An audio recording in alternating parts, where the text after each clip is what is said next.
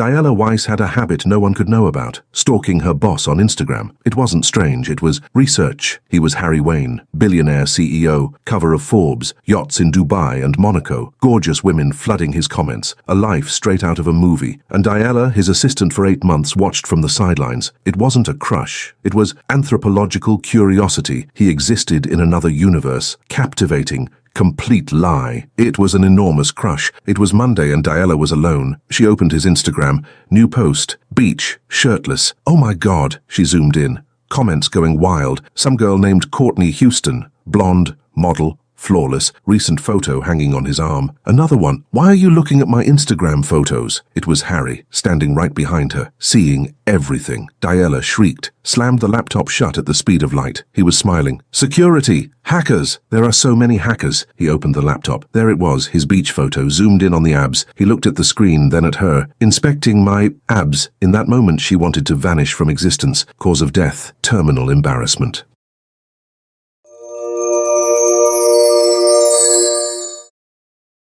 Mondays were sacred for Diana Weiss, not for any productive reason, but for one deeply shameful ritual she'd never confessed to a living soul. Harry Wayne had a standing meeting with Japanese investors from 9 to 11, which gave her 2 uninterrupted hours of empty hallway, closed doors, and zero chance of getting caught doing something that would absolutely destroy her professional reputation. Scrolling through her boss's Instagram wasn't illegal, technically, but it sat firmly in that grey zone of behavior that should never, under any circumstances, come to light, particularly when the boss in question was Harry Wayne, billionaire CEO of Wayne Enterprises, chronic occupant of business magazine covers, and owner of a social media presence that should come with a hazard warning for executive assistants harboring pathetic, all-consuming crushes. Diana sank into her desk chair, the one conveniently facing his office door, picked up the Earl Grey she'd brewed minutes earlier, and opened her laptop with the nervous thrill of someone about to do something they'd deeply regret. His feed refreshed, and she exhaled slowly. Of course he'd posted something new. The man produced content at a rate that should qualify as workplace endangerment for anyone within a 10-foot radius of his orbit. This time, it was a beach. Impossibly white sand, water so blue it looked digitally enhanced, and Harry Wayne without a shirt because the universe clearly had a vendetta against her sanity. Diana tilted her head, caught her bottom lip between her teeth, and did the only logical thing a person could do when confronted with this level of visual assault. She zoomed in. Not a subtle zoom, not an accidental brush of the trackpad. This was deliberate, purposeful magnification, the kind designed to examine every ridge of a torso that looked like it had been carved by a sculptor who moonlighted as a fitness coach. Dear God, she whispered at the screen, safe in the knowledge that the office was deserted. No witnesses, no security footage, absolutely no possibility of humiliation. That's not real. Nobody looks like that without either a 24-hour personal trainer or some kind of deal with the devil. The comments section was predictable. A parade of stunning women dropping flame emojis and heart-eyed faces, a few brave enough to write things that would have made Diana's ears burn if she'd tried to type them herself. And then, like clockwork, there was the name, the one that made her stomach clench every single time. Courtney Houston. Blonde, willowy, founder of some high-end fashion label, perpetually draped on Harry's arm at galas and fundraisers, perpetually looking like she'd stepped off a runway. Diana tapped into Courtney's profile with the grim determination of someone pressing on a bruise just to confirm it still hurts. It did. The woman had uploaded a fresh photo with Harry at a charity dinner, him in a tuxedo that fit like a second skin, her in a gown that probably cost more than Diana's yearly rent. They looked like they'd been assembled by a team of stylists, specifically to make ordinary people feel inadequate. Of course, she muttered, navigating back to his beach photo and zooming in again, because apparently masochism was a hobby she'd picked up somewhere along the way. Why are you looking at my Instagram? The voice hit her from behind. Low, warm, unmistakably entertained, and every muscle in Diana's body locked. Her brain needed a full 3 seconds to catch up with the catastrophe unfolding in real time. She whipped around in her chair so fast the laptop nearly flew off her knees, tea sloshed across the desk, and there he was, Harry Wayne, 3 meters away. Impeccable grey suit, tie tugged slightly loose, wearing the expression of a man who had just witnessed something spectacularly amusing. The sound that ripped from her throat could have shattered crystal. She slammed the laptop shut hard enough to probably crack the hinge, launched herself out of the chair so violently it rolled back and crashed into the wall. Mr. Wayne, I wasn't...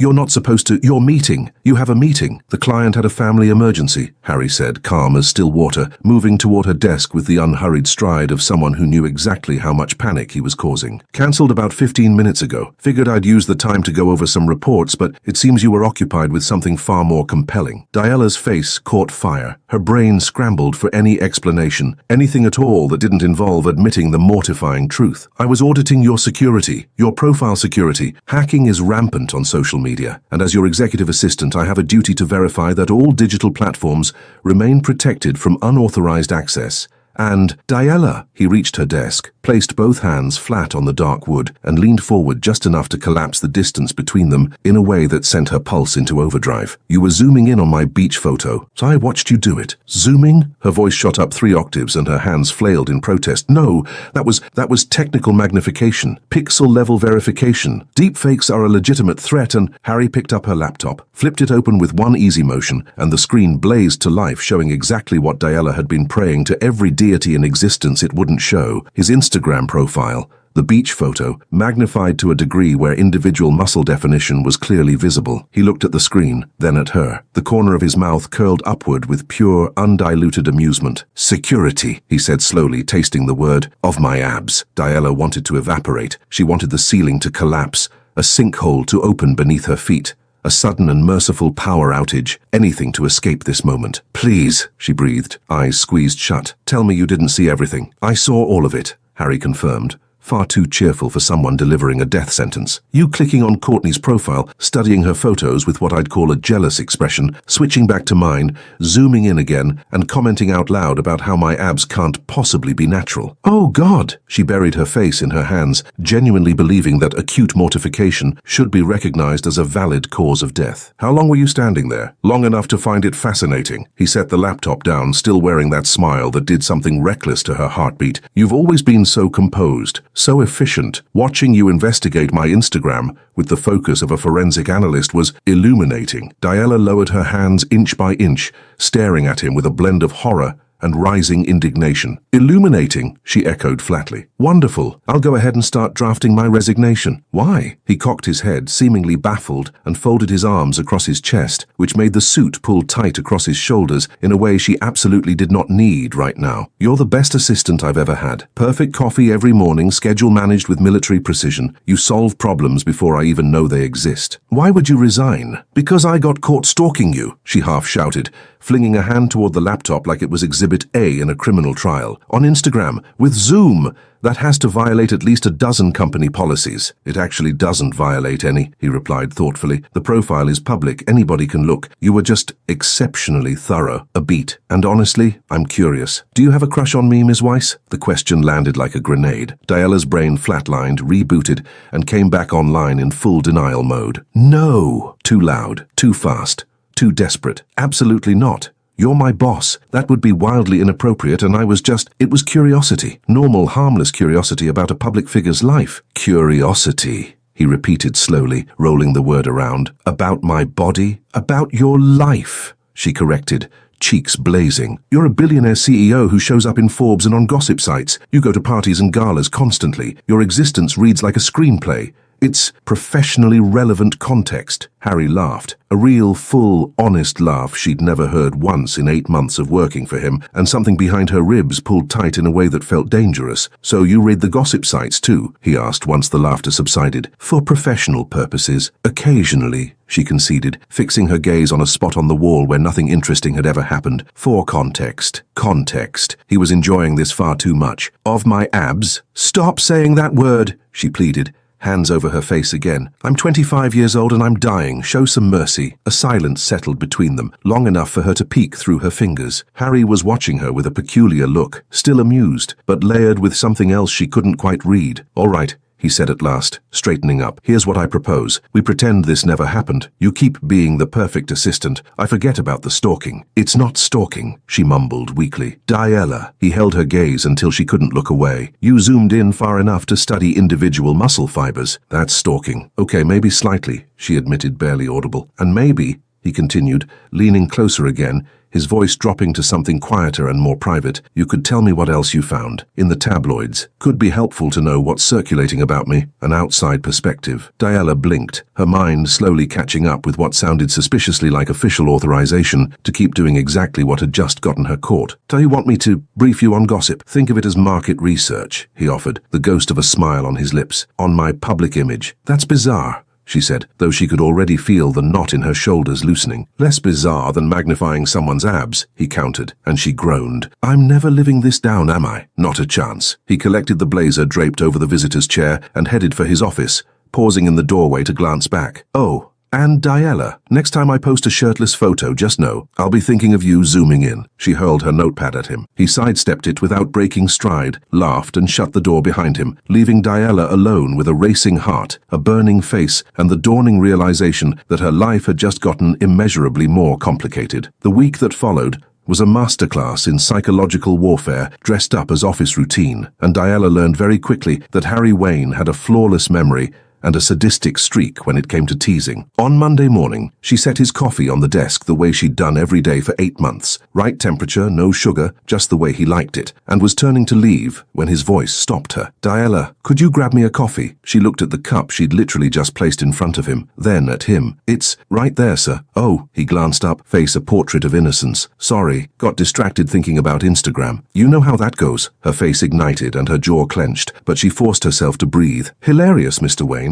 I thought so. A small, sharp grin. And Diala, it's Harry. I think the stalking entitles us to first names, don't you? She walked out without a word, but his laughter followed her through the closed door, and some treacherous corner of her brain noted that she liked the sound of it, liked being the one who made him laugh, which was exactly the kind of thought that needed to be smothered before it could do any real damage. On Tuesday, during a finance department meeting in a conference room where the air conditioning had decided to die, Harry slipped off his blazer. Diala's eyes flickered toward him before she could stop herself. A reflex, really. An involuntary side effect of having studied those muscles in high definition, and of course he caught it. His green eyes found hers across the table, and the slow curve of his mouth promised retribution. Like what you see, Miss Weiss, he murmured once the room had cleared, his voice pitched low enough for her ears alone. I was working, she snapped, snatching up files with too much force. I was looking at the slides, not at you. The screen is on the opposite wall, he observed mildly. You were definitely looking at me. Arrogance is not a good look. She shot back over her shoulder as she marched out, but she could feel his gaze following her every step. Wednesday brought Derek Morrison, vice president and Harry's closest friend, into the office for a strategy session, and it didn't take long for Derek's sharp eyes to pick up on the current running between boss and assistant. When Diala brought water in, and Harry made a pointed remark about how she always seemed to know what he needed, stressing the word always with unmistakable intent, Derek's gaze bounced between them like he was watching a tennis match. Once Diala was gone, Derek folded his arms and fixed Harry with a stare. You're flirting with your assistant. I'm teasing her, Harry said without looking up from his papers, voice dripping with false innocence, constantly. And you're smiling. You never smile like that at work, not genuinely. That's ridiculous. Harry. Derek waited until he had eye contact. What happened? A pause. Harry weighed his options, but Derek had been his best friend since their college years and had a maddening talent for prying the truth out of people. She was stalking my Instagram, he admitted. I walked in on her zooming into a beach photo of me. Derek's laugh erupted so loudly it had no business being inside a corporate office. He threw his head back and howled until his eyes watered. You're joking. Diala? Quiet, buttoned-up, hyper-professional Diala? The very same. Harry couldn't suppress his own grin. Digital magnifying glass. On my abs. And now you're flirting with her? Teasing. There's a distinction. There isn't. Derek shot back, still wiping his eyes. And you like her, just say it. She's my assistant. And? You're 28, you own the company, you make the rules. Besides, Derek leaned forward, suddenly serious. I've never seen you this relaxed around anyone. She's good for you. Harry said nothing, but he didn't deny it either, and Derek smiled like a man who'd just won a long argument. On the other side of the building, Isabel Song was conducting her own interrogation with ruthless efficiency. She and Diala were camped out in the 12th floor cafe, ostensibly on lunch break, but Isabel had abandoned her salad entirely in favor of gaping at her best friend. You zoomed? She repeated for what had to be the 5th time, voice climbing with each iteration. On his abs. It was an accident, Diala hissed, darting looks around the cafe. A recurring accident. That happened more than once, but still technically an accident. An accident with the zoom function, Diella. You deliberately magnified the man's muscles. I know, Diella slumped in her chair. I know it's awful and humiliating and wildly unprofessional. And he saw everything? Isabel pressed, leaning in. Everything, Diella confirmed in abject misery, including me pulling up Courtney's profile to compare myself and feel terrible, going back to his photo, zooming in a second time and whispering, "Oh my God," loud enough for him to hear. And he didn't fire you. Worse. Diella took a long gulp of tea, desperate for caffeine despite the hour. He's been teasing me, non-stop, drops Instagram into every conversation, makes jokes about stalking. Yesterday he asked if I was enjoying the view when he took off his blazer during a meeting. That's flirting, Isabel practically clapped. He is flirting with you. It's torture. Calculated, elaborate psychological torture wearing a mask of professional banter. Diella. Isabel reached across the table and grabbed her hand. Harry Wayne, the billionaire CEO who famously never smiles, is singling you out, making private jokes about Instagram. That isn't torture. That's attention. His attention, directed at you. Attention born from peak humiliation. Diella grumbled, even as her pulse picked up traitorously. Still attention, Isabel pressed. And honestly, you've been creeping on his profile for months. Maybe it's time you admitted you like him. Obviously I like him. The words tumbled out before Diella could stop them, the first time she'd said it aloud. He's gorgeous, brilliant, unreasonably successful, and now that he's teasing me, I've found out he's also infuriatingly funny. But none of that matters because he's Harry Wayne, and I'm the assistant who got busted zooming in on his abs. You keep saying abs, Isabel noted with a grin. He started it, Diella protested. And now I can't stop. They both dissolved into laughter, and for the first time since that catastrophic Monday, the knot in Diella's chest loosened a fraction. Then Isabel asked, "So, are you still checking his profile?" Diella's silence, and the guilt that flooded her expression, answered for her. "Diella, I can't help it," she burst out. "It's a compulsion. He posted a gym photo yesterday, and I stared at it for 3 solid minutes. No Zoom, I've learned that lesson. But still, you need an intervention," Isabel declared, though her smile said she found the whole thing delightful. "I know," Diella agreed miserably. Friday arrived carrying a strange cocktail of relief and tension. A full week of teasing had forged a new dynamic between Diella and Harry, one she didn't quite know how to navigate. He hadn't stopped, but the teasing had shifted, gained a layer she couldn't ignore, something that felt less like playful mockery and more like genuine flirtation. "Good morning, Diella," he said when she walked in with the morning reports, and something in the texture of his voice made her pause. "Good morning, Mr. Wayne," she replied carefully, setting the stack on his desk. "Quarterly financials, updated schedule for next week, and confirmation of the Tuesday meeting with the German investors. Impeccable, as usual." He took the papers but kept his eyes on her. "Any plans for the weekend?" The question threw her off balance. In 8 months, he'd never once asked about her personal life. Not really. Probably reading. I've got a backlog of historical romances to get through." "Historical romances," he echoed, a faint smile surfacing. "I didn't know that about you. You never asked," she said, a deliberate callback to something he'd said days earlier, and she saw the recognition flicker in his eyes. "You're right. I didn't." His voice went softer. "I should have. About a lot of things." The silence that stretched between them was thick with something Diella couldn't name. She cleared her throat. "Anything else you need?" "No." A hesitation. "Actually, maybe. Do you still check Instagram? For security purposes?" Heat rushed to her face. "Mr. Wayne. Harry," he corrected quietly. "And I'm not joking this time. I'm genuinely asking." She thought about lying, but something in the way he was looking at her made honesty feel like the only option. Sometimes, less than before, a lot less, and never during work hours. "But you still look. Your profile is technically public," she offered lamely. "It is," he agreed. And then, in a tone that made her heart stutter, "Maybe I should start posting with a particular viewer in mind." Before she could untangle what that meant, his phone erupted with an urgent call, and the moment evaporated. Diella left his office with her thoughts spinning and her pulse hammering, unsure of what exactly was shifting between them, but absolutely certain that something was. That evening, curled up in her small but comfortable apartment, she broke every promise she'd made to herself and opened Instagram. Harry's profile loaded with a post from 2 hours earlier, another gym shot, shirtless again, because apparently the man was on a personal crusade to destroy her cardiovascular system with a simple caption, "Morning workout." She stared at the photo for an embarrassing length of time. No Zoom. She still had a sliver of self-discipline, but she looked. 3 minutes, maybe 4, possibly 5. It didn't matter. It was too long by any reasonable standard. "I have a serious problem," she murmured at the glowing screen, and did not close the app. Across the city, in a penthouse with floor-to-ceiling windows, Harry Wayne was looking at his own phone, specifically at the notification telling him Diella had viewed his story. He smiled, quiet and private, and acknowledged what Derek had seen before he'd been willing to admit it himself. He liked her, far more than was wise. Monday was going to be very interesting.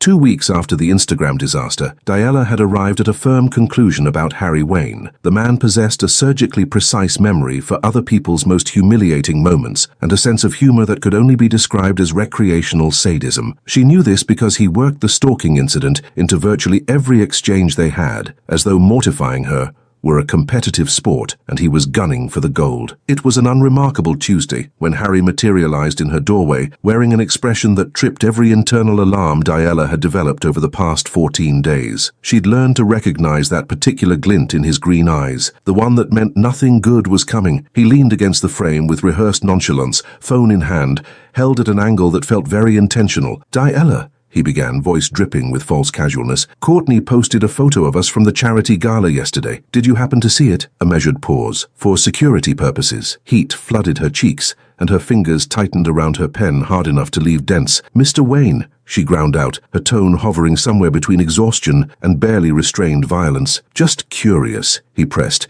radiating an innocence so transparent it was insulting. "I know you stay on top of these things, cybersecurity and all that." Diella inhaled slowly through her nose, counted to 10, decided 10 was laughably insufficient, and pushed it to 20. "I have actual work to do, Mr. Wayne. Reports to finalize, meetings to coordinate, productive tasks that have absolutely nothing to do with Instagram." Naturally, he agreed far too easily, but the smirk tugging at the corner of his mouth told a different story entirely. "I just like knowing my digital safety is in capable hands, or rather capable eyes. Very dedicated eyes." She launched her notepad at his head. He dodged it with reflexes that were frankly unfair, and retreated down the hall laughing under his breath, leaving Diella alone with a scorching face and the growing certainty that this would never end unless she changed tactics. The shift came on a Thursday, 3 weeks after the original catastrophe, when Diella finally decided that playing the mortified victim of Harry Wayne's relentless teasing was doing nothing for her sanity. If he insisted on weaponizing the stalking incident at every opportunity, she would strike back, and she would do it with enough precision to make him regret ever starting this game. The opening presented itself over morning coffee. Harry took a sip from the cup she'd set on his desk and frowned slightly. "Coffee tastes different today. Less effort." Diella met his gaze with a look of perfect wide-eyed innocence, blinked once and answered in a voice so honeyed it could cause cavities. "Could be. I was a little distracted this morning. Someone posted another shirtless photo last night. Very hard to concentrate on coffee ratios after something like that, you know." The result was instant and magnificent. Harry went completely still. The cup hovered in midair halfway to his mouth. His green eyes went wide with a surprise so genuine it would have been hilarious if Diella hadn't been channeling every ounce of willpower into keeping a straight face. Several seconds of dead silence passed before he carefully, almost reverently, returned the cup to its saucer and looked directly at her. "She fights back," he said quietly, more to himself than to her, and then a slow smile reshaped his mouth in a way that did something inconvenient to Diella's pulse. "Touché, Miss Weiss. I had an excellent teacher, Mr. Wayne," she replied, with the same saccharine sweetness, and for the first time since the whole Instagram debacle, she felt genuine triumph humming through her veins. The energy between them recalibrated in that exact moment. What had been a one-directional campaign of teasing became something else entirely, a volley, a back-and-forth rhythm that was equal parts entertaining and electrified with a tension Diella couldn't quite define. He jabbed, she parried, she provoked. He countered. It was a reckless, addictive dance that left both of them grinning in ways that had absolutely no place in a professional relationship between a CEO and his assistant. Derek Morrison clocked the shift immediately, because of course he did. The VP had a near-supernatural radar for fluctuations in Harry's behavior, a skill honed over years of friendship since college, and he wasted zero time stating the obvious. "You two are flirting," Derek announced during a Friday strategy session, moments after Diella had collected the reports and left the room. "We're bantering," Harry corrected, eyes fixed on his monitor, though Derek could see the smile he was trying and failing to suppress. "Same thing," Derek said flatly, crossing his arms and settling deeper into his chair in a posture that made it clear this conversation was not going anywhere he didn't want it to. It isn't. Harry, Derek leaned forward, elbows on his knees. You've smiled more this week than in the entire past year. I've been keeping count. A beat of silence. Harry slowly closed his laptop and regarded the statement. That's deeply unsettling, that you count my smiles. You like her, Derek continued, bulldozing straight past the deflection. Just admit it. She's my assistant, Harry said, but his voice lacked any real conviction. So what? You're both adults. The chemistry is obvious to anyone with functioning eyes. It's complicated, Harry finished weakly. Since when has complicated ever stopped you? Derek fired back, and Harry had nothing. That night, alone in her apartment, Diala broke the promise she kept making and kept shattering. She opened Instagram on her phone, a ritual by now, performed with a familiar cocktail of guilt and anticipation, always after hours, always in the privacy of her bedroom, as though containing the habit within strict boundaries somehow made it less pathetic. Harry's feed loaded with a fresh post from a few hours earlier, a charity event, him in a black tuxedo that fit his frame in a way that should require a permit, and beside him, a date, dark-haired, immaculately styled, wearing a floor-length gown and a luminous smile aimed at the camera. The comments were already multiplying. Power couple. She's so lucky. You two look incredible together. Diala stared at the photo for exactly 47 seconds. She knew because she was counting, a private form of self-punishment. She studied the woman in excruciating detail, cataloguing every feature, finding 1,000 ways she herself fell short, then released a long, heavy sigh and closed the app. Jealousy was absurd. She knew it was absurd. Harry Wayne didn't belong to her, never would, and the fact that they traded witty barbs at the office meant nothing beyond him having a questionable sense of humor and her having developed a backbone. But knowing all of that, rationally, logically, completely, didn't do a thing to dissolve the ache sitting behind her ribs. The corporate event arrived the following week, a mandatory cocktail reception at a 5-star hotel that Diala was obligated to attend by virtue of her position as executive assistant to the CEO. She chose a simple black dress, professional, understated, appropriate, and walked into the ballroom expecting an evening of forced small talk and polite evasion of conversations about quarterly projections. What she did not expect was to find Harry Wayne across the room with Courtney Houston's arm threaded firmly through his. The two of them charming a cluster of investors with the effortless confidence of people who had never once questioned their place in a room like this. Courtney was breathtaking as always, a dress that was pure architecture, blonde hair cascading in flawless waves, and the way she tilted into Harry while laughing at something an investor said sent a slow, sickening twist through Diala's stomach. She knew, because she'd stalked enough to know, that the tabloids would feast on this. Photos of the two of them, breathless speculation about a relationship, headlines crowning them the corporate world's golden couple. It stung in a way it had no right to sting, given that Diala had zero claim on who Harry Wayne chose to stand next to. She spent the next 30 minutes studiously avoiding their side of the room, cycling through shallow conversations with colleagues from various departments and nursing a champagne she didn't particularly want. She'd almost convinced herself she could survive the entire evening without crossing paths with either of them when a voice arrived from behind her. "You're Harry's assistant." Courtney Houston stood less than a meter away, polite smile in place, glass of red wine in hand. "I am," Diala replied, willing her voice to stay level and professional. "Diala Weiss." "Diala." Courtney tilted her head, blue eyes appraising her with an intensity that felt like a spotlight. "He mentions you. Quite a bit, actually." Surprise must have bled through, because Courtney gave a low, knowing laugh. "He does," Diala managed, genuinely thrown. "He says your coffee is impeccable, that you anticipate what he needs before he's aware of it himself, that you're," a deliberate loaded pause, "essential." Courtney's smile sharpened, turning from polite into something with edges, something competitive, and Diala instinctively straightened. Impressive. For an assistant. Diala's mind raced, scrambling to absorb the fact that Harry apparently discussed her with Courtney, but before she could assemble any kind of response, his voice cut through the space between them. "Courtney." "Diala." Harry appeared at Courtney's side with the speed of someone who had crossed the room in a hurry. "You've met." "We have," Courtney confirmed, and her hand immediately found Harry's arm in a gesture that carried an unmistakable note of possession. "I was just getting acquainted with your assistant." The tension was thick enough to taste. Harry clearly felt it, his eyes narrowed as they moved between the two women. "Courtney, we should make the rounds. The German investors just walked in." He turned to Diala, and something in his expression resisted easy interpretation. "Are you all right?" "Perfectly fine."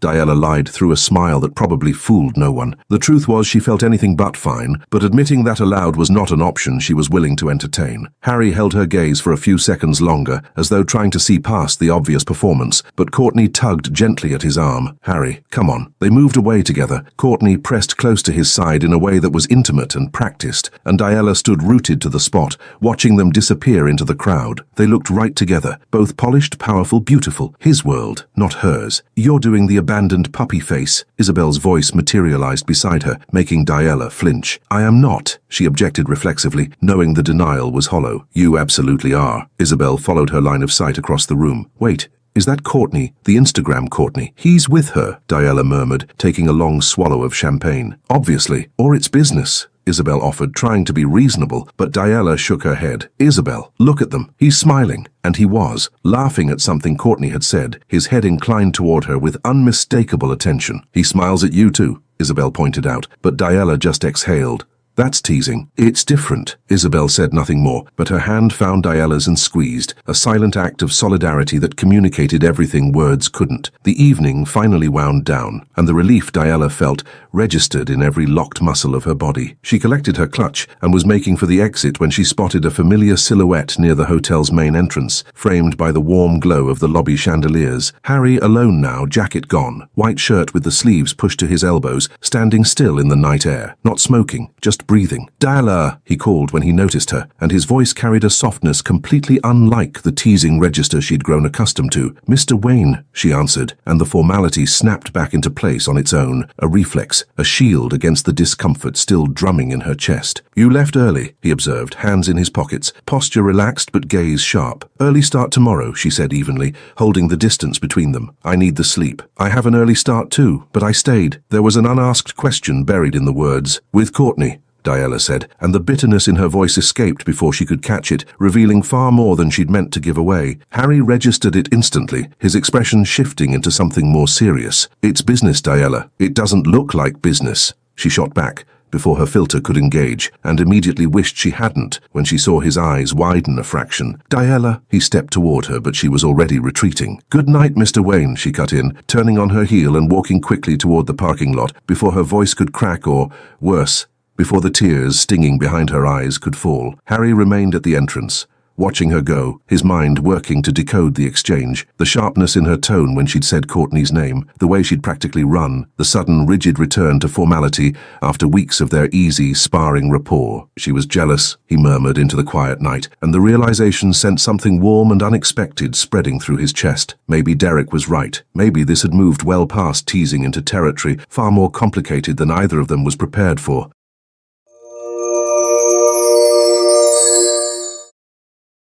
Monday began with a headline Diala saw before her feet even touched the floor, because of course she'd set up Google alerts for Harry Wayne's name, which represented an entirely new tier of pathetic she wasn't ready to examine. Her phone lit up at 6:30 with a notification that dropped her stomach through the mattress. Harry Wayne and Courtney Houston, new power couple. The photo was from the corporate event. Harry and Courtney, pressed together, smiling at the lens with an ease that seemed to validate every rumor Diala had been trying to pretend didn't exist. Arms linked, bodies angled toward each other in a way that radiated intimacy, the caption underneath speculating about a relationship that had reportedly been developing quietly behind closed doors. Diala stared at the screen far longer than she should have, a dull ache spreading through her chest, completely out of proportion to the situation, considering Harry Wayne was not hers, had never been hers, and existed in a category of life she would never occupy. She was his executive assistant, the person who brewed his coffee to exact specifications and ran his calendar like a military operation, not someone entitled to jealousy or heartache or any of the tangled feelings knotting her insides. Professionally, this changed nothing. Personally, it wrecked her in ways she hadn't braced for. Getting herself through the office doors that morning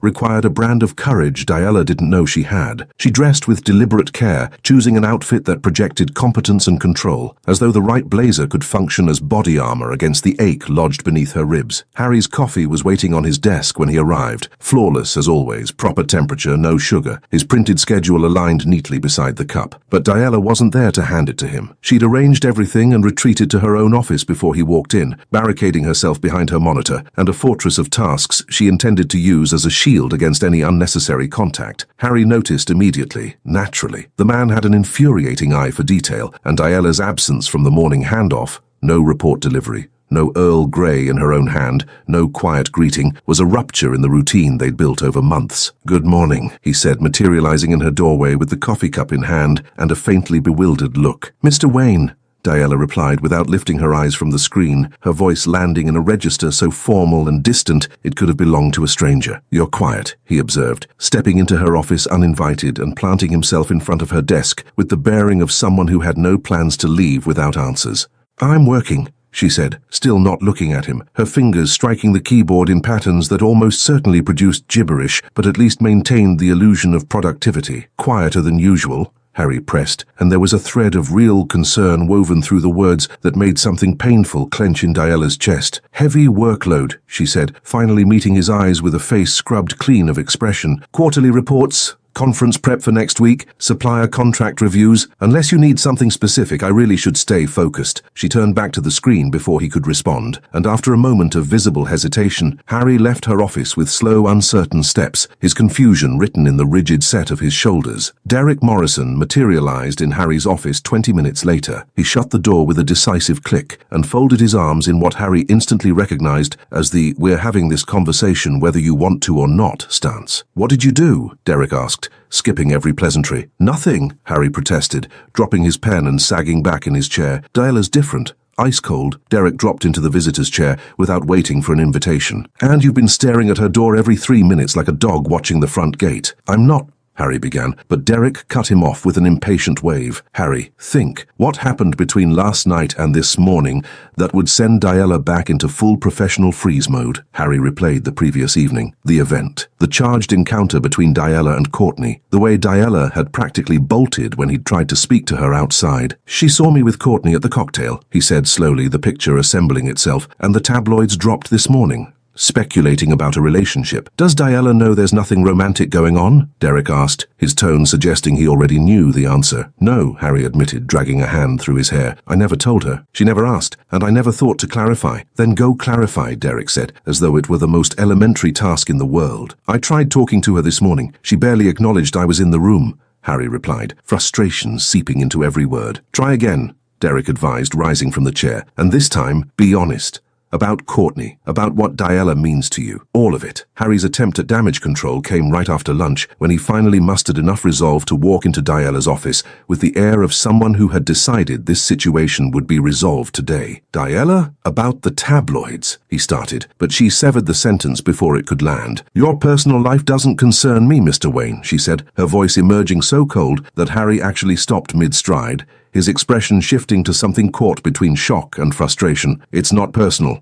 It's professional," he corrected, voice hardening. "Courtney and I have a business partnership." "With Courtney, understood. You don't owe me an explanation." She still wasn't looking at him, her fingers hammering the keyboard with a velocity that was clearly performative and devoid of real purpose. "I obviously do, because you're acting," Harry began, frustration bleeding through in a way she'd never heard from him. "Professionally," Diala suggested, finally lifting her gaze to meet his with an expression as blank as a locked door. "Cold," Harry nearly shouted, and it was the first time in 8 months Diala had heard him raise his voice. The word ricocheted off the walls of the small office, and she blinked, startled. The silence that followed was dense and uncomfortable, loaded with everything neither of them was willing to say. Diala hadn't anticipated the outburst, and the way his green eyes bore into hers with an intensity that was almost physical sent her pulse into a sprint that had nothing to do with work. "I'm sorry if my professionalism is inconvenient," she said at last, quieter now but unyielding. "Your professionalism doesn't bother me." Some of the heat had drained from his voice, replaced by something that sounded perilously close to vulnerability. "Your distance does. Why should that matter?"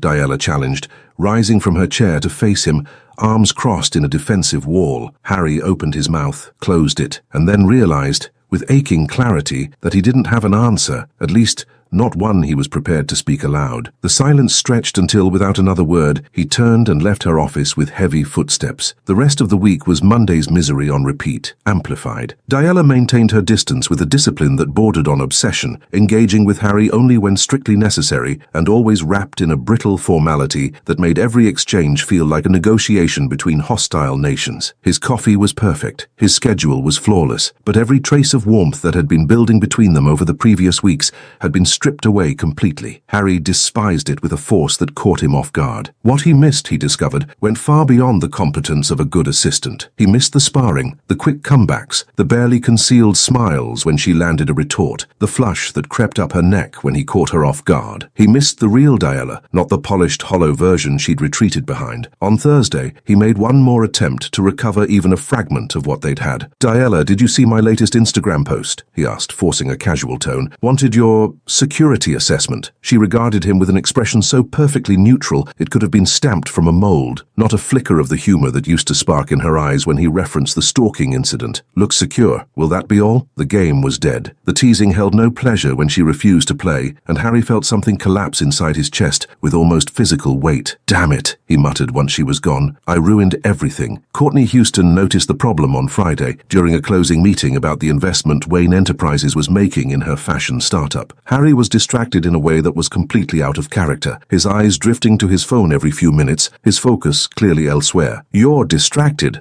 she observed after his third phone check in 10 minutes. "I'm not," Harry denied on reflex, but even he knew the lie had no legs. "You are," Courtney insisted, setting her pen down and leaning back with a look that was equal parts amusement and exasperation. "Is this about the assistant, Diella?" "No," he answered far too quickly to convince anyone. "Liar." Courtney studied him with sharp blue eyes. "You look at the door every time it opens. You're waiting for her." "I'm not waiting," Harry objected, but the way his head swiveled toward the hallway at the sound of approaching footsteps demolished the denial on contact. "Harry, I'm perceptive. I know what it looks like when a man is interested. You're interested. In her." The certainty in Courtney's voice left no room for negotiation. A long pause. "She's my assistant," Harry said at last, voice drained of conviction. "And I'm a business partner. But you don't look at me like that," Courtney noted, with a knowing smile. Silence. Harry considered another denial and discarded it. What was the point? "I messed up," he admitted, sounding exhausted. "How?" Courtney's expression softened. "The tabloids, the photos of us. She saw them, she thinks." He gestured vaguely, unable to finish. "That we're together?" Courtney completed, and then she laughed, a real, ringing laugh that filled the office. "Harry, you do know I'm a lesbian, right?" "Yes.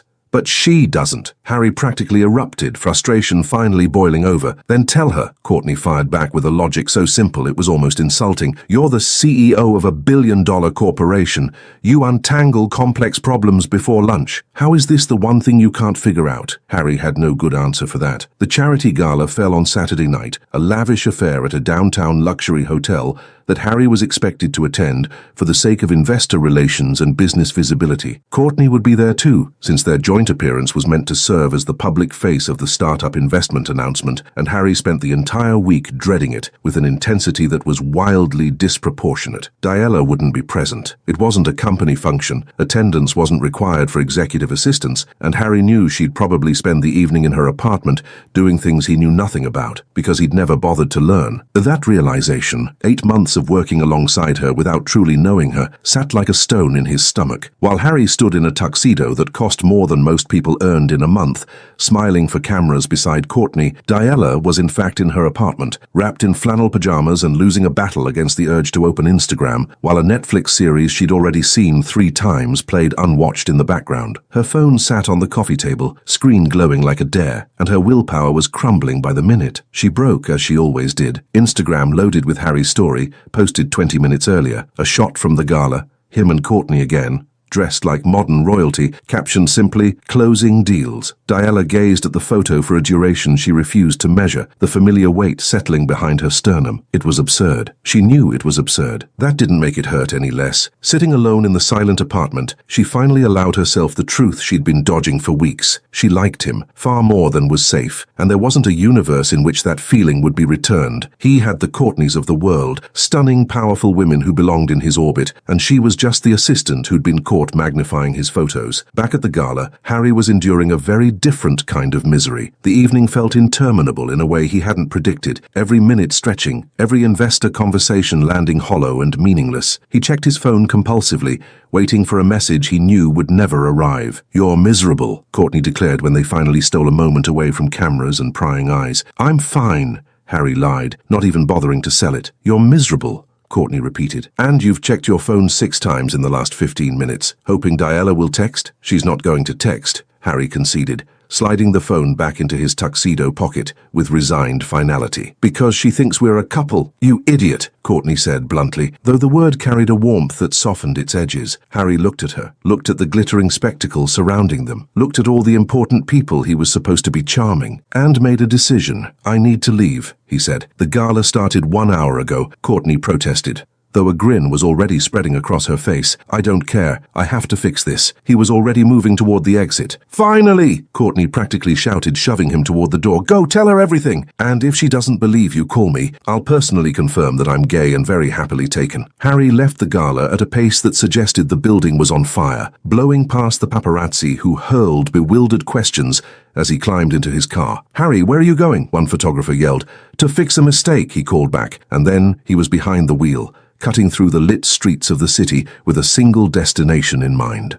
Her address was in the HR files, information he'd never had reason to notice before, but that now felt critically important. The apartment was in a modest building on the far side of the city, a world removed from the penthouses and manicured neighborhoods Harry inhabited, and he parked out front at 10 o'clock at night with a heartbeat that had abandoned all pretense of rationality. He climbed 3 flights of stairs, stopped in front of the door whose number matched the file, and knocked before his brain could fully process the absurdity of what he was doing. The door opened to reveal Diala in flannel pajamas, printed with small kittens, hair loose and tangled as though she'd raked her fingers through it a dozen times, eyes blown wide with undisguised shock at the sight of him standing in her hallway. "Harry?" she whispered, voice threaded with confusion. "What?" "Courtney is a lesbian," Harry blurted, the words tumbling out in a breathless rush. "She's been married for 3 years to a woman named Sophia Marquez. We were never together. The tabloids fabricate the story because it sells better than the truth, and I'm a complete idiot for not making that clear sooner." He paused to breathe, chest visibly heaving. "And I owe you an apology." "Several, actually." Diala stood in the doorway processing his words in silence, and Harry waited, his heart hammering so loudly he was certain she could hear it.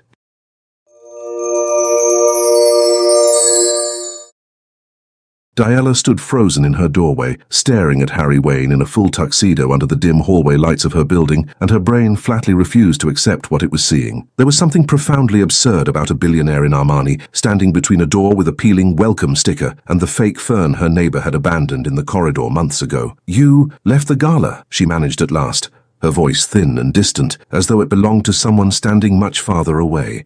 "I did," Harry answered simply, hands buried in the pockets of his tuxedo trousers, his tie hanging at a crooked angle that suggested he'd yanked at it in frustration at some point during the drive. "Why?" Diala pressed, still rooted to the threshold, half convinced this was an elaborate hallucination triggered by excessive Earl Grey and not enough sleep. "For you," he said, and the unadorned directness of it knocked every molecule of air from her lungs at once. She held his gaze for a few more seconds, processing, and then the functional part of her brain sputtered back to life. "Come inside. My neighbors are nosy, and I don't have explanations for any of this," she said, stepping back to let him through. Harry crossed into the small apartment, and Diala watched his eyes travel the space with undisguised curiosity. By his standards, the place was probably the size of a walk-in closet, but it was warm, crammed with books on every available surface, and soft throws draped over a well-loved couch. Historical romances. Harry picked up a novel from the stack on the coffee table. The cover featured a duchess in period dress being swept off her feet by a brooding duke. "Yes," Diala admitted, heat rising to her cheeks even in the safety of her own home. "It's escapism. Helps me unwind." "I had no idea," he said quietly, placing the book back with care, and something in his tone bordered on regret. "You never asked,"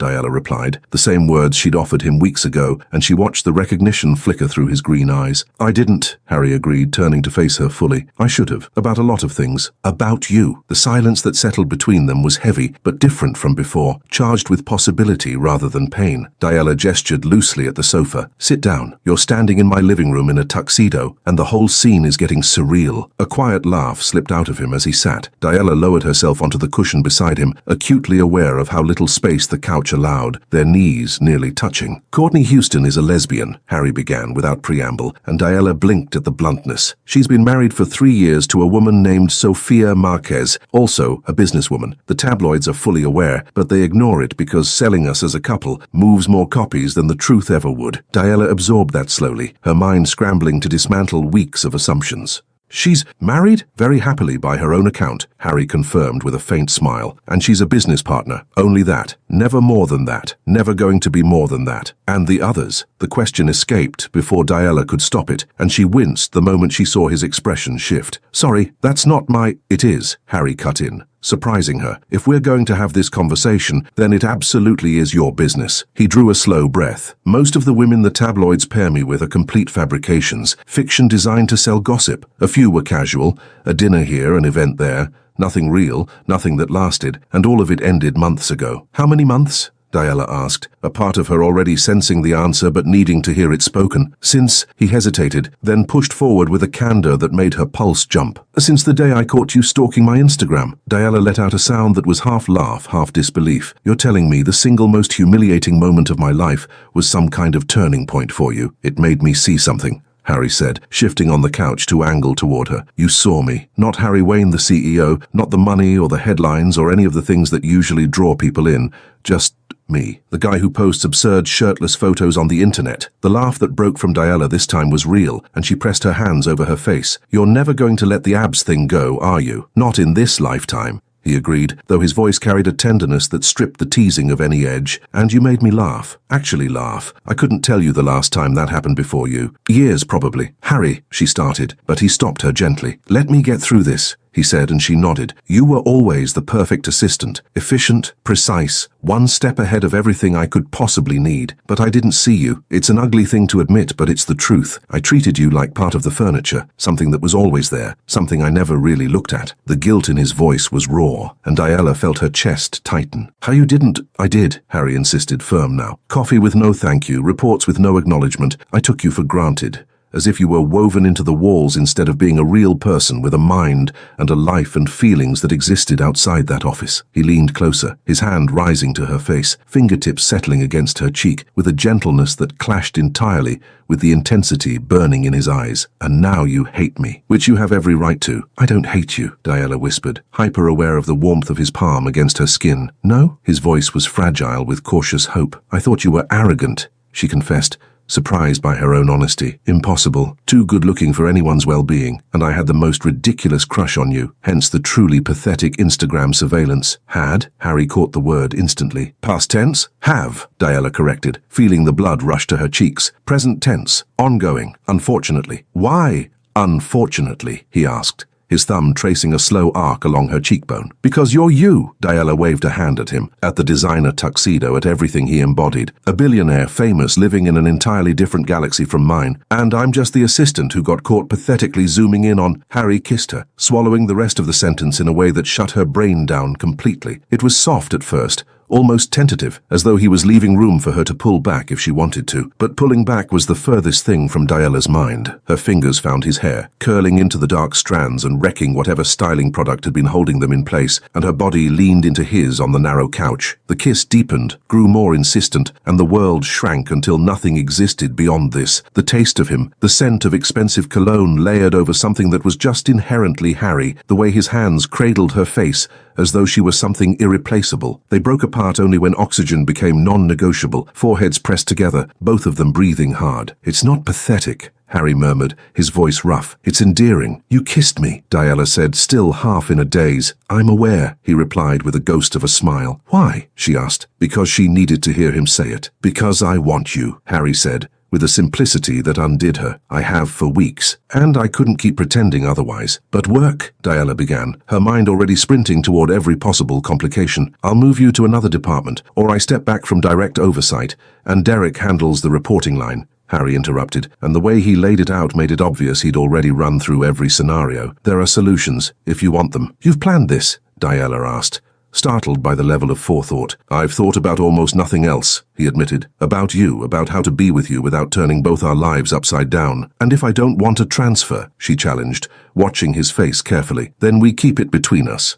Temporarily, until we figure out how to make it work publicly. There was uncertainty in his voice, a vulnerability that looked unfamiliar on him. Or, Diella paused, biting her lower lip. I resign. Find something else. No. Harry's voice landed hard and definitive. You're the best assistant I've ever had, and selfishly, I want you close, working alongside me, even if it's torture keeping my hands to myself. They kissed again, longer this time, slower, exploring the newness of each other with a growing urgency. Diella's hands tugged his tie free, and it landed on the apartment floor without ceremony. Harry laughed against her mouth. This tuxedo is going to be destroyed, he murmured between kisses. You own a dozen, Diella countered, pulling him closer. Fair point, he conceded, and stopped talking entirely. When they finally separated again, still catching their breath, Diella began to laugh, quietly at first, then building until she was nearly doubled over on the couch. What? Harry asked, confused but grinning. You left a gala, she gasped between fits of laughter. For me, the paparazzi are going to have a meltdown. Let them,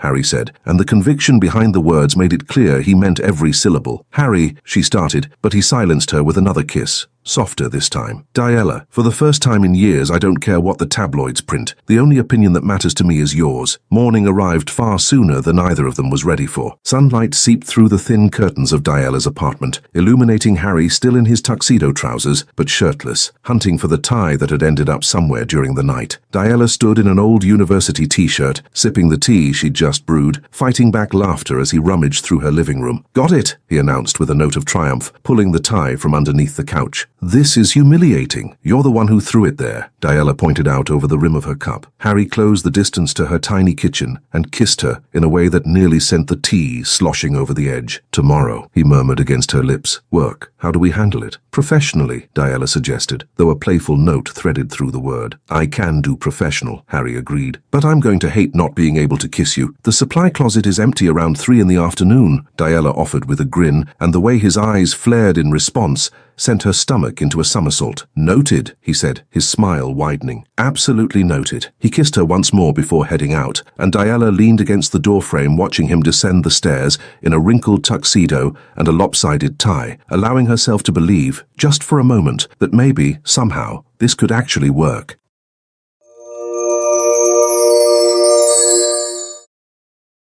Monday brought a level of anxiety Diella hadn't experienced since the original Instagram catastrophe, and she spent a solid hour in front of the bathroom mirror, debating whether red lipstick would broadcast to the entire office that something seismic had shifted in her personal life over the weekend. She settled on a neutral gloss and a quiet prayer that she could survive the day without her face announcing, "I kissed my boss on his couch Saturday night," to everyone within eyeshot. She arrived at the office with military precision, exactly 15 minutes before Harry's usual entrance, enough time to prepare his coffee and entrench herself behind her computer screen as though work were a physical barricade against humiliation. The coffee was flawless as always, right temperature, no sugar, and she set it on his desk with only the faintest tremor in her hands. Harry arrived on schedule, and Diella heard his footsteps before she saw him, her heart hammering at a rate that was completely absurd for a functioning 25-year-old woman and not a teenager navigating her first crush. She kept her eyes welded to the monitor as he passed her desk, projecting an image of focused professionalism. "Good morning, Ms. Weiss," his voice came, soft, formal, but threaded with something that pulled her gaze upward against her own judgment. "Mr. Wayne," she replied, and immediately regretted looking when she caught the unmistakable gleam of amusement in his green eyes. "The coffee?" He tilted his head toward his office. "On your desk," Diella confirmed, snapping her attention back to the screen as though quarterly sales data were the most riveting thing she'd ever encountered. Harry moved past her toward his office, and as he reached for a report on the corner of her desk, his fingers grazed hers in a way that was categorically not accidental. The jolt that traveled up Diella's arm nearly drew an embarrassing noise from her throat, and the small knowing smile he wore as he disappeared through the doorway confirmed it had been entirely deliberate. Derek Morrison arrived at Harry's office 20 minutes later for the usual Monday planning session and stopped dead in the doorway when he registered the expression on his friend's face. Harry was smiling at his computer in a way Derek instantly identified as the look of a man whose thoughts were absolutely nowhere near financial reports. "So you're smiling," Derek announced, shutting the door and dropping into the visitor's chair with the easy familiarity of someone who'd known Harry far too long for ceremony. "Am I?" Harry asked, making no effort whatsoever to suppress the grin pulling at his mouth. "Since you walked in," Derek confirmed, arms folded, expression radiating pure satisfaction. "What happened?" "Nothing," Harry lied, redirecting his gaze to the monitor with exaggerated nonchalance. Liar! Derek was practically gleeful. Something happened with Diella, finally. A beat. Harry weighed the merits of continued denial and found none. Derek would extract the truth eventually regardless. Or maybe. Harry! Derek nearly launched out of his chair, leaning forward with an enthusiasm entirely unbefitting a 30-year-old executive. Finally! Are you two together? Quietly, Harry admitted, lowering his voice as though the soundproofed walls might betray him. For now, until we sort out the work situation. Why quietly? Derek frowned. You own the company, HR policies, conflict of interest, and Diella doesn't want people viewing her as the assistant who slept her way into a promotion, Harry explained, his tone making it clear they'd already discussed this at length. That's absurd. She's been here nearly a year and she's outstanding, Derek countered. I know that. You know that. She knows that. But people will draw whatever conclusions suit them, Harry sighed, raking a hand through his hair. Derek studied him for a long moment, then smiled. You really like her? Obviously, Harry said, and for the first time didn't attempt to downplay it. Keeping the relationship hidden in a professional environment turned out to be dramatically harder than either of them had imagined. They tried, sincerely tried, to maintain a veneer of strict professionalism, but there were moments when the current between them was so tangible that Diella was convinced anyone standing within 3 meters could feel it crackling. Harry had developed an infuriating habit of letting his fingers linger against hers, a beat too long when exchanging documents, and Diella retaliated by catching her lower lip between her teeth in a way she knew short-circuited his concentration. It was a reckless game, and neither of them could bring themselves to stop. At 3 o'clock sharp, as agreed, Diella rose from her desk, carrying a stack of outdated files that ostensibly needed organizing, and walked toward the supply closet at the end of the corridor with what she hoped passed for casual purpose. Her heartbeat was loud enough to echo off the walls. 2 minutes later, the closet door opened, and Harry slipped inside, pulling it shut with a quiet click before drawing Diella against his chest. Hi, he murmured into her hair. Hi, she whispered back, arms circling his neck, and then they were kissing with the frantic urgency of two people who'd spent an entire day performing indifference. 5 minutes dissolved into a haze of stolen kisses and hushed words until footsteps sounded in the hallway. They sprang apart instantly, Diella snatching a random file from the shelf with unsteady hands, Harry straightening the tie she'd managed to loosen. The footsteps passed without pause, and Diella released a breath she hadn't realized she was holding. Too close, she whispered, unable to suppress a grin. Way too close, Harry agreed, stealing one more quick kiss before slipping out first. Diella waited a strategic interval, then followed. Isabel's song cornered Diella at lunch with the precision of a guided missile, steering her to a back table in the cafeteria, where the odds of being overheard were at least marginally lower. You're glowing, Isabel declared without preamble, eyes narrowed. I'm not.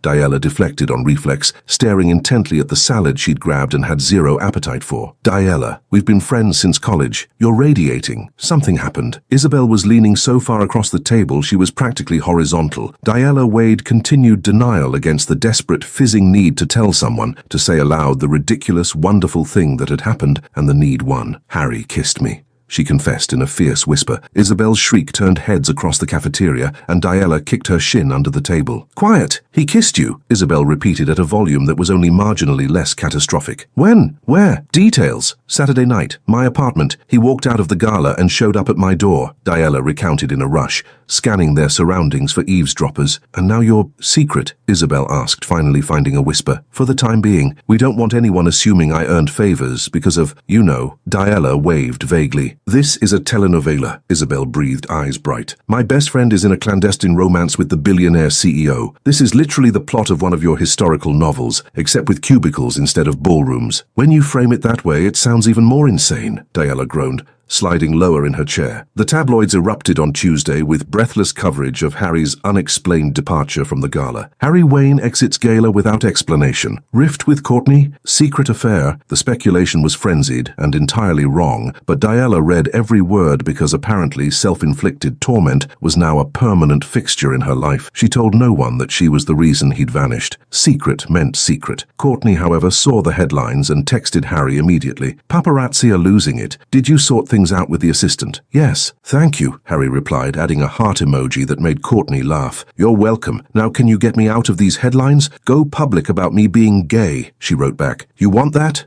Harry asked, surprised. Sophia wants it. We're exhausted from hiding. We want to post photos together without the press inventing that I'm your secret girlfriend, Courtney explained. I'll release a statement tomorrow, Harry promised. The statement went live Wednesday morning on Harry's Instagram, phrased with a straightforwardness that somehow amplified its impact. Setting the record straight once and for all, Courtney Houston is a business partner, nothing more. She is happily and proudly married to Sophia Marquez. I ask that their privacy be respected. Courtney and I have never been and will never be romantically involved. The internet detonated. Thousands of comments poured in within minutes. Then who are you dating? Why did you leave the gala? Is there someone else? Diala read the post from her desk, pulse racing. He'd said it, publicly, definitively. The part of her that had stood in the shadows watching him with Courtney at event after event, nursing that sharp, quiet ache of inadequacy, that part finally began to loosen its grip. The internal company cocktail on Thursday, a celebration of an exceptionally strong quarter, was where the whole fragile arrangement nearly collapsed. Diala and Harry spent the first half hour in a valiant effort to behave normally and failed spectacularly. The problem was that Harry could not stop looking at her. Diala was across the room chatting with colleagues from marketing, laughing at something someone had said, and his gaze drifted to her like a compass needle finding north, every 30 seconds, without fail. You two are obvious, Derek muttered beside him, sipping champagne. We're not, Harry protested unconvincingly, forcing his eyes elsewhere. You've looked at her 15 times in the last 10 minutes. I counted, Derek informed him with undisguised amusement. Across the room, Isabel was conducting a nearly identical intervention. He's staring. He's not,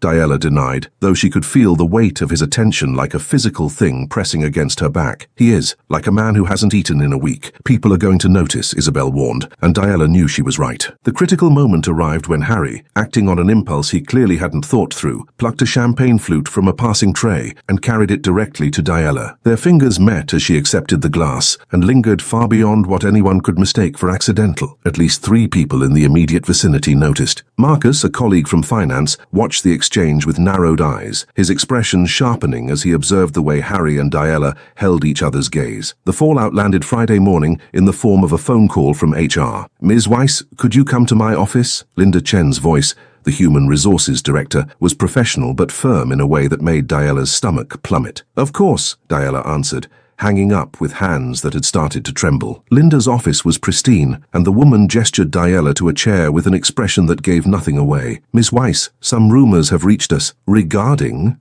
Diala asked, internal panic clawing against a surface of manufactured calm. You and Mr. Wayne, behavior at yesterday's event that appeared close, Linda said carefully. We maintain a professional relationship, Diala replied, which was technically true, at work. Most of the time. Understood. But should there be any kind of personal involvement, company policy mandates immediate disclosure. Conflict of interest, as I'm sure you appreciate, Linda explained. Diala produced a controlled smile. There's nothing to disclose, and in the strictest technical sense that was accurate. Nothing had been formalized, nothing was on record, but it was a lie dressed as an omission, and guilt churned in her stomach as she walked out of the HR office. That evening in Harry's apartment, because his kitchen actually functioned unlike hers, Diala told him about the HR meeting while he cooked something that smelled surprisingly accomplished for a man she'd assumed survived on personal chefs. Damn, someone noticed, Harry said, setting the wooden spoon down harder than necessary. What do we do? Diala asked, perched on the counter of the absurdly spacious kitchen,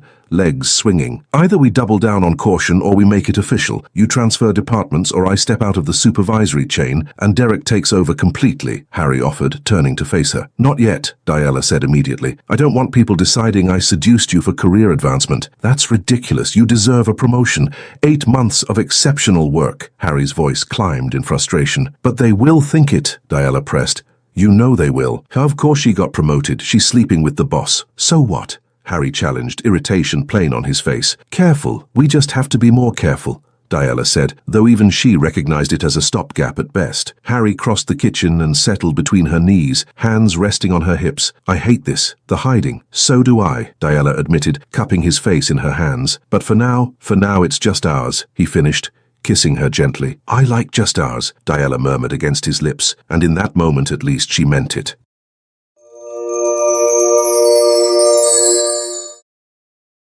3 months slipped by in a blur of secret encounters, stolen kisses in the supply closet, and an alarming volume of text messages that would never survive a corporate audit. The hidden relationship was harder than either of them had fully anticipated. The constant vigilance, the careful calibration of every word and gesture in public, the performance of a distance that no longer reflected anything real between them. But even with the strain, even with the relentless effort of keeping up appearances, it was unequivocally worth it. Evenings at Harry's apartment were a sanctuary from the daytime theatre, hours where they could simply exist together without monitoring who might be watching or whispering. Hidden weekends filled with streaming marathons, takeout containers, and conversations that stretched past 3 in the morning about everything and nothing. And at work, beneath the enforced formality, there were lingering glances across the conference table and half smiles neither of them could fully suppress. But they were both growing tired of the performance. The thrill of secrecy had long since faded, replaced by a mounting frustration with the boundaries they'd built around themselves. Derek finally pressed the issue on a Friday afternoon, 3 months and 2 weeks after the first kiss in Diala's apartment. "When are you going to make this official?" he asked,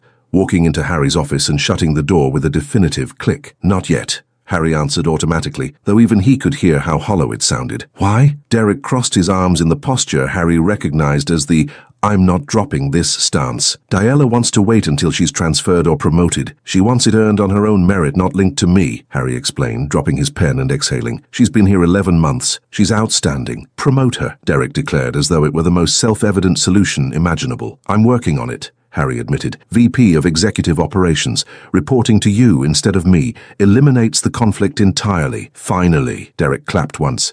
"Do it. Promote her next week, and you two can stop sneaking around like teenagers hiding from their parents." The all-hands meeting took place the following Thursday. The entire company gathered in the main auditorium for quarterly announcements and personnel updates. Diala was seated near the back with Isabel, completely unsuspecting, when Harry took the stage with the assured bearing of someone who delivered hundreds of presentations.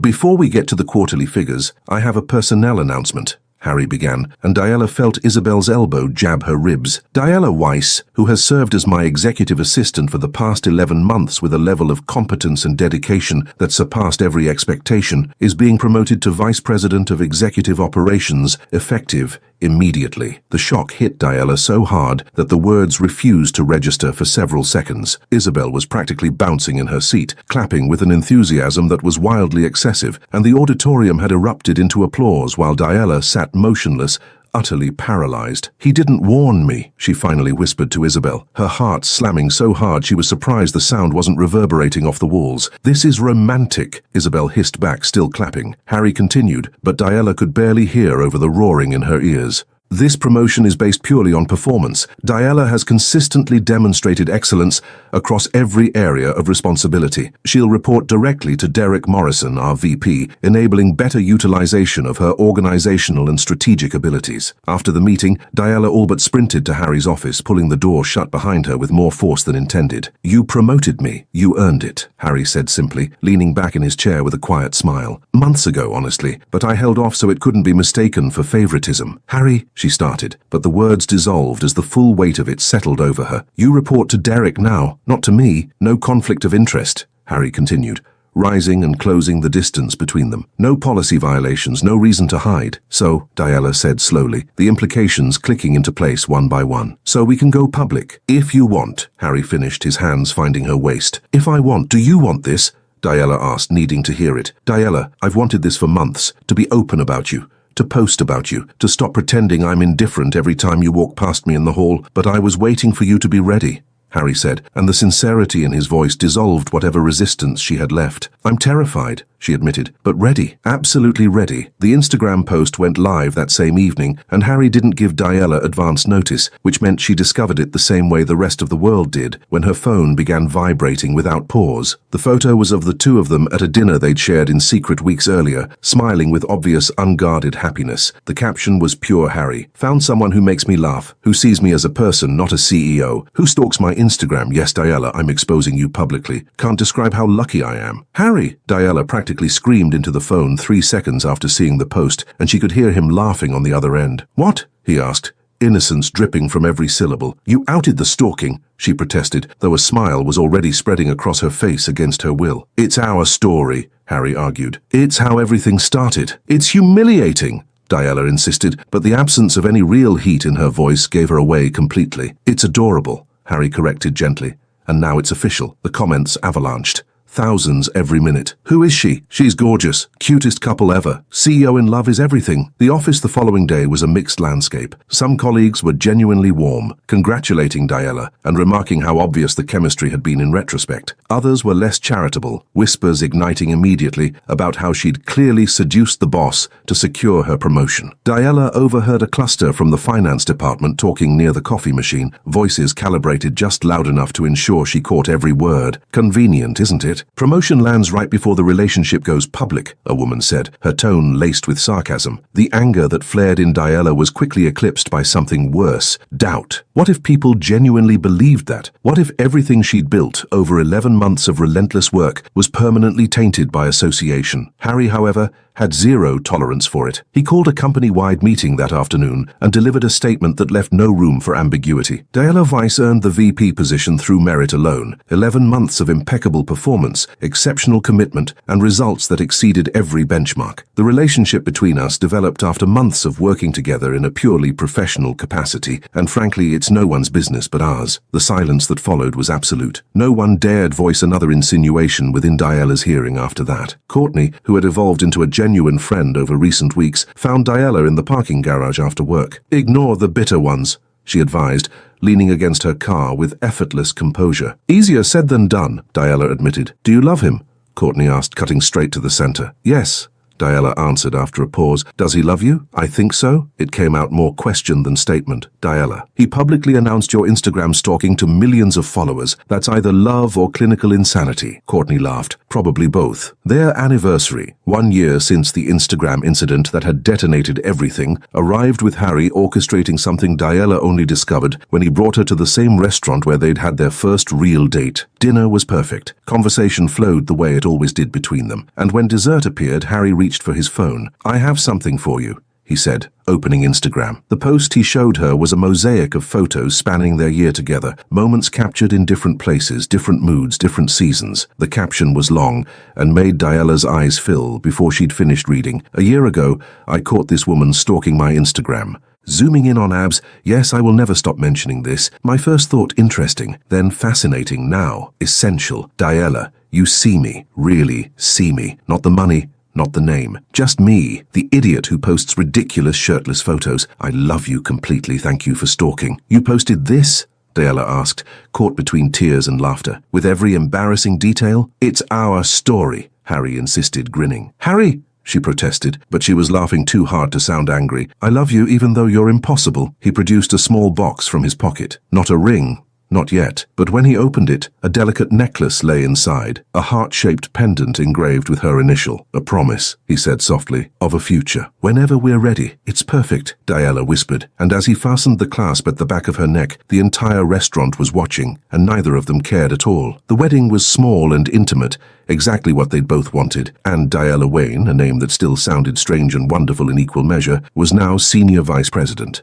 She and Harry operated in separate departments, maintaining the professional boundary that made everything cleaner, but no one in the building was under any illusion that they were anything other than partners in every sense of the word. Diala's Instagram, created 6 months earlier, featured a new post that was making her friends laugh uncontrollably, a photo of the two of them, wrapped around each other and smiling. Captioned, 3 years ago, I stalked my boss's Instagram. Zoomed in on abs, got caught. Today, I'm married to him. Moral of the story, stalking occasionally works out. Kidding. Do not try this. I got absurdly lucky. The comments rolled in fast. Harry, you're never letting the Zoom thing die, are you? Diala replied. Never. It's tradition. Courtney. Weirdest and most adorable couple I know. Derek. She finally admits the stalking on the record. Harry commented again. Love you, stalker. Diala replied. Love you, abs. Years later, after the company had expanded and restructured, Diala was co-CEO alongside Harry, their offices side by side in deliberate symmetry. One afternoon, Harry walked into her office without knocking, as he always did. Saw your Instagram, he remarked, leaning against the edge of her desk. And? Diala asked, eyes still on her screen. Another post about the stalking, feeling nostalgic. Maybe, she conceded, finally looking up at him with a small smile. Miss? When I used to stalk you in secret. I still stalk, Diala corrected. It just isn't secret anymore. Prove it, Harry challenged, and she turned her phone to show his profile already open. "You posted 10 minutes ago. I've already zoomed in." "On the abs?" he asked, already knowing. "Always," she confirmed, and when he kissed her right there in the office, in full view of the glass walls where anyone walking past could see, neither of them cared one bit.